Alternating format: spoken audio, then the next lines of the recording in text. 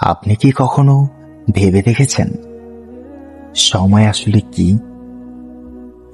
এই যে দিন রাত কেটে যাচ্ছে, এই যে আমরা বেঁচে আছি, সবকিছুই কি শুধু কাকতালীয়? মহান আল্লাহ কোরআনে বলেছেন, ওয়াল আসর, সময়ের কসম। কিন্তু কেন আল্লাহ সময়ের কসম দিলেন কেন? আজকের এই ভিডিওতে আমরা জানব সময় কি, কেন তৈরি করা হয়েছে এবং আমাদের জীবনের সাথে এর গভীর সম্পর্ক।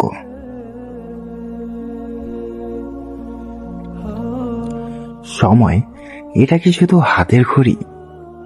না, সময় হচ্ছে এমন এক অদৃশ্য সৃষ্টি যেটা ছাড়া আমাদের কোনো অস্তিত্বই নেই।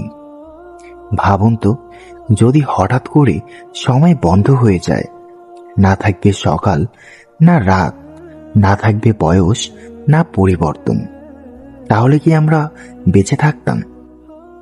না, সময় ছাড়া জীবন অর্থহীন। এই পৃথিবীতে সূর্য ওঠে, ডুবে, চাঁদ ঘোরে, রাত আসে, এই সব কিছুর মাধ্যমেই আমরা সময় বুঝি।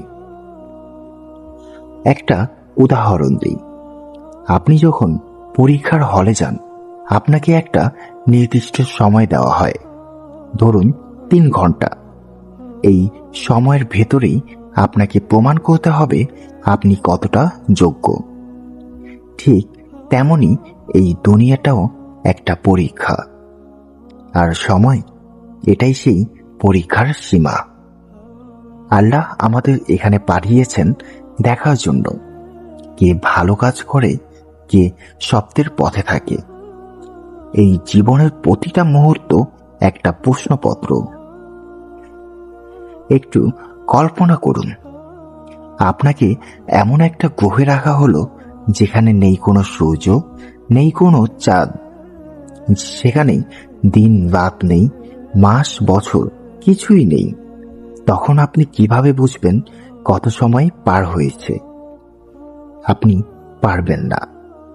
সেখানে শুধু একটা জিনিস থাকবে, জন্ম আর মৃত্যু। এই পৃথিবীতে আল্লাহ আমাদের জন্য সময় সাজিয়ে দিয়েছেন, যাতে আমরা বুঝতে পারি আমাদের সময় ফুরিয়ে যাচ্ছে। এই পৃথিবীর সময় নির্ধারিত, একদিন এই সময় শেষ হয়ে যাবে। সূর্য থেমে যাবে, চাঁদ নিভে যাবে, সব কিছু শেষ হয়ে যাবে। তারপর শুরু হবে আখিরাত। সেখানে আর কোনো সময় থাকবে না, কারণ সেটাই আসল জীবন। আখিরাতে নেই কোনো শেষ, না মৃত্যু, না সময়ের সীমা। 2টা পথ, জান্নাত, অন্তহীন শান্তি, সুখ, আনন্দ, অথবা জাহান্নাম, অন্তহীন শাস্তি।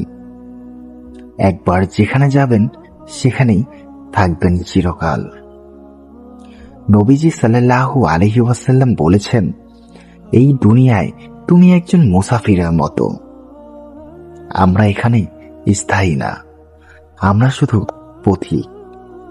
তাই আসুন এই গল্প সময়টাকে নষ্ট না করি, গুনাহে ডুবে না থাকি, কারণ সময় একবার চলে গেলে কখনো ফিরে আসে না। আল্লাহ আমাদের সময়কে বরকতময় করুন, আমাদেরকে সঠিক পথে পরিচালিত করুন এবং আমাদের আখিরাতকে সুন্দর করে দিন। আমিন।